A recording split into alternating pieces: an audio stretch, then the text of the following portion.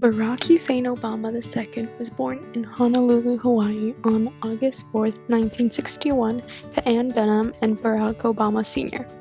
Obama attended a private high school in Hawaii called Punahou School and graduated with honors. After high school, Obama attended Occidental College in Los Angeles, then transferred to Columbia University, earning a degree in political science in 1983. After graduating from Columbia, Obama continued to live in New York City and began to work in the business sector. 2 years later, he moved to Chicago, where he worked as a community organizer for the impoverished and destitute south side of the city.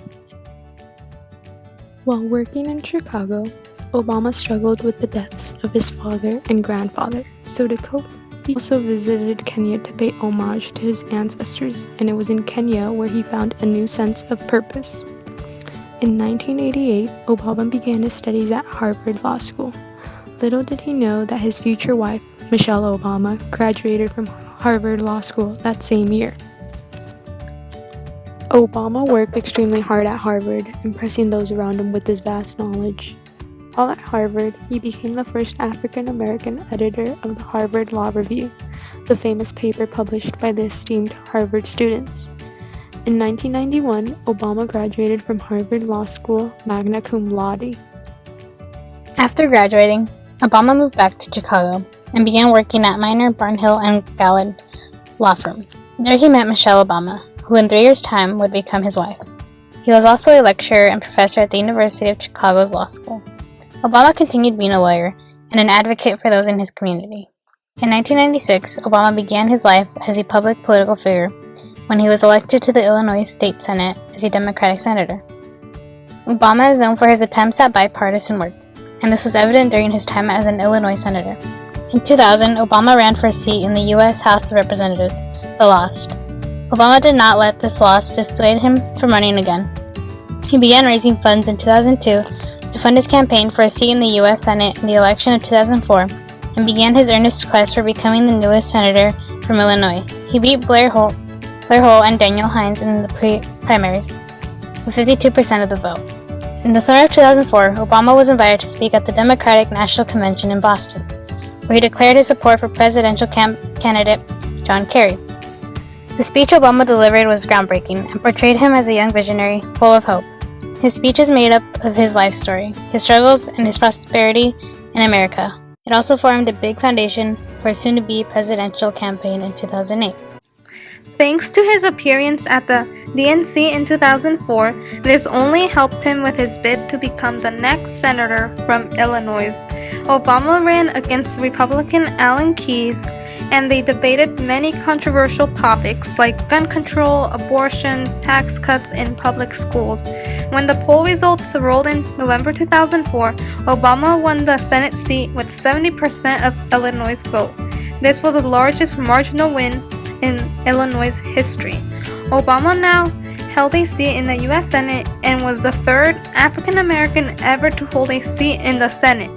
While a senator, Obama continued his bipartisan work by working with Republican Senator Richard Lugar to create a bill that expanded U.S. efforts to destroy weapons of mass destruction in Eastern Europe and Russia. Obama also spoke out for victims of Hurricane Katrina, was an ardent supporter for alternative energy development, and advocated that veterans receive more benefits. In 2006, he also published a book. In his book, Obama described his vision of what America could be, laying the grounds for his future campaign. A year after his book was published, Obama announced his candidacy to become the next president of the United States. I stand before you today to announce my candidacy for President of the United States of America. He made nationwide headlines where he shocked everyone with his announcement. Obama was the first African American man to declare his bid for the presidency, and many were surprised that he chose to run for president because he did not have much experience in office. Another historic announcement was made when Hillary Clinton announced her presidential candidacy. Both Obama and Clinton ran as Democrats, both candidates equally as historic as the other if they were elected the primary Democratic candidate. Obama ran his campaign on hope and unity.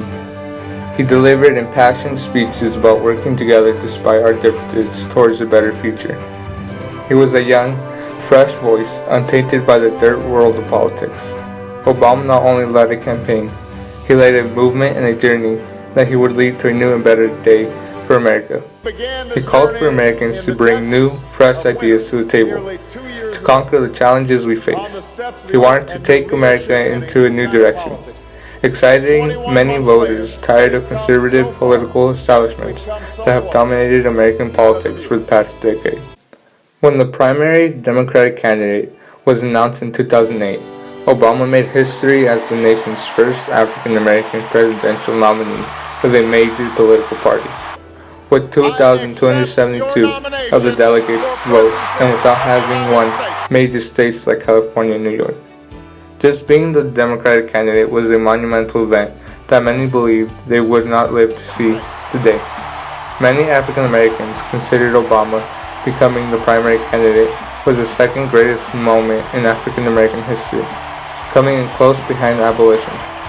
Now that Obama was the primary Democratic candidate, he had to campaign harder than ever against his Republican opponent, John McCain, who continually criticized Obama for his lack of experience in office.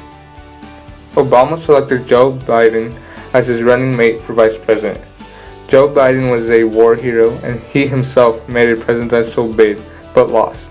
When Biden ran for president, he was characterized as the Obama of his time. It was fitting that Obama chose a partner that was so similar to him. Obama's campaign was full of slogans that inspired hope, change, and unity, all of which were platforms he ran his campaign on. The most popular slogan was "Yes, we can," which quickly gained momentum among Americans. It was also translated into Spanish, "Si se puede," and became a success among the Latin community in America searching for better conditions and a better life. Obama's slogan invokes a sense of unity, that we are all one. We're all working as one towards a better future. I promise you, we will win this general election, and together we'll change this country and we will change the world. The election of 2008 was the first election where candidates were able to fully take advantage of the internet. Both John McCain and Obama had websites to further inform their constituents of their beliefs, their promises, their goals, and their missions. While both candidates had websites, Obama and his team did a much better job of engaging supporters through their website, generating more enthusiasm for Obama. Obama was able to engage more young voters as part of his voting demographic through his use of social media and networking, and creating a website that was attractive, inviting, and very informative. Obama was also gaining a large part of the Hispanic vote because his entire website was translated into Spanish, allowing Spanish-speaking citizens to learn more about Obama and what he would do for them. McCain was at a disadvantage in this aspect because only his homepage was translated into Spanish. When November 8th rolled around, Obama did not stop campaigning. Even with the polls open, he persevered and tried getting as many votes as possible that could make him the next president of the United States. As the voting booths began closing, Obama was projected as the next president of the United States. Barack Hussein Obama became the 44th president of the United States despite all the trials and tribulations thrown his way. The election of Obama broke century-year-old racial barriers, and he made monumental history, becoming the first African-American president, less than 50 years later since segregation was outlawed in America. For many Americans, Obama is the light of hope they have been waiting for, the president who would fulfill their dreams of equality and justice. This was not only a victory and massive accomplishment for Obama, but for all Democrats as they reclaimed the majority in Congress. The Democrats felt vindicated after years of Republican leadership. Obama is the president Americans elected to ensure the change they wanted to see. His election as the first African-American president was an extraordinary triumph and one that will be remembered by Americans forever.